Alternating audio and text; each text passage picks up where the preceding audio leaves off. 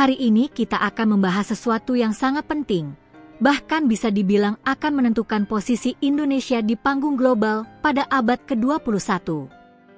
Topiknya adalah kedaulatan digital. Bukan sekadar soal teknologi, tetapi tentang bagaimana bangsa ini bisa berdiri di atas kaki sendiri dalam dunia yang semakin terkoneksi, semakin digital, dan semakin penuh ketidakpastian geopolitik. Kita semua tahu, dunia hari ini sudah tidak bisa lepas dari teknologi digital.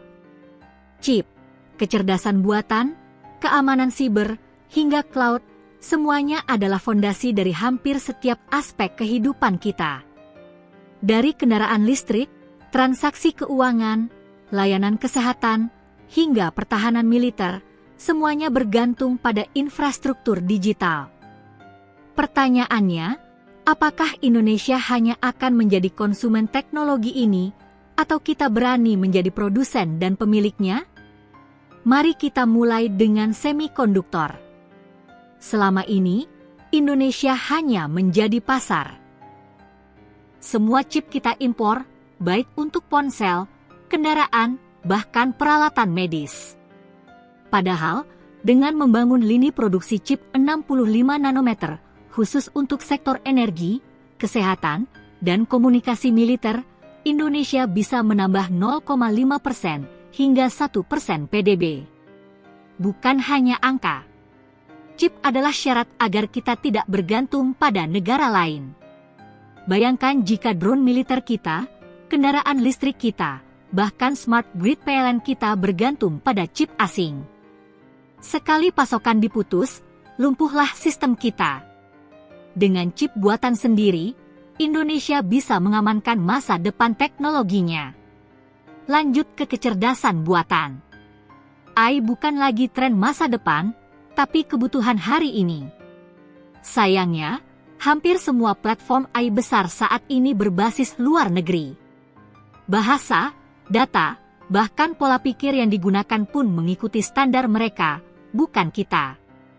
Bagaimana jika kita membangun encoder lokal dan large language model dari nol, dengan bahasa dan data Indonesia sebagai pusatnya? Dampaknya luar biasa, 1% hingga 2% tambahan PDB. AI kita bisa menjadi asisten cerdas PLN, sistem triase kesehatan di puskesmas, atau bahkan analisis intelijen yang sepenuhnya berdiri di atas data kita sendiri.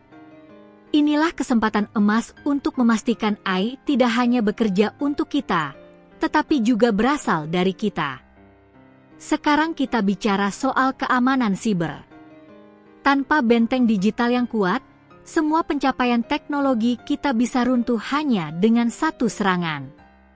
Indonesia saat ini masih sangat bergantung pada sistem asing, baik dalam EDR, XDR, maupun threat intelligence.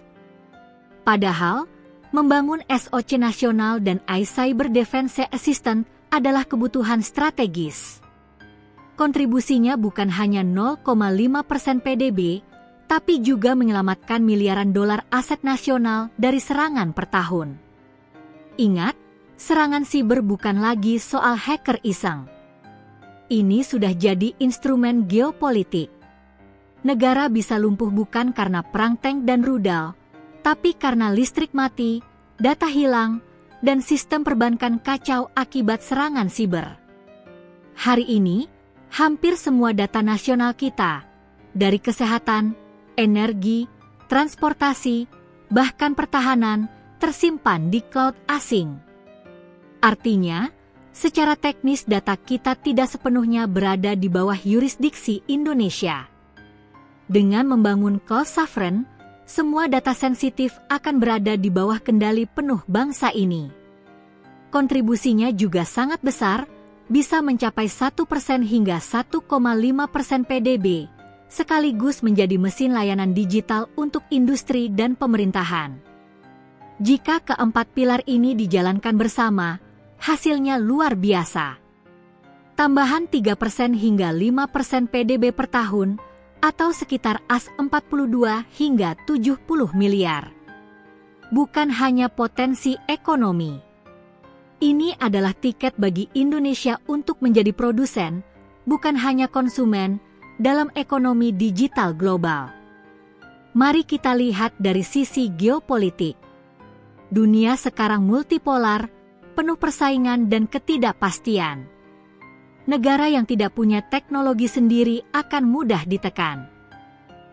Dengan chip sendiri, AI sendiri, sistem siber sendiri, dan cloud sendiri, Indonesia tidak hanya kuat secara ekonomi, tapi juga aman secara strategis. Kita tidak bisa lagi bergantung pada belas kasihan pihak asing. Kedaulatan digital adalah benteng pertahanan abad ke-21. Pemirsa, inilah momentum Indonesia. Kita punya pasar besar, sumber daya manusia kreatif, dan kebutuhan yang nyata. Yang dibutuhkan sekarang hanyalah keberanian politik dan investasi strategis untuk membangun 4 pilar ini. Jangan sampai kita hanya jadi penonton ketika dunia bergerak ke arah digitalisasi penuh. Abad ke-21 bisa menjadi abad Indonesia jika kita berani melompat sekarang. Jadi, apakah Indonesia siap membangun kedaulatan digitalnya? Apakah kita akan terus bergantung pada chip, AI, dan cloud asing, atau memilih berdiri di atas kaki sendiri? Keputusan ada di tangan kita bersama, pemerintah, industri, dan masyarakat. Bagaimana menurut Anda, pemirsa? Apakah Indonesia mampu mengejar peluang ini, atau justru akan tertinggal lagi? Tulis pendapat Anda di kolom komentar.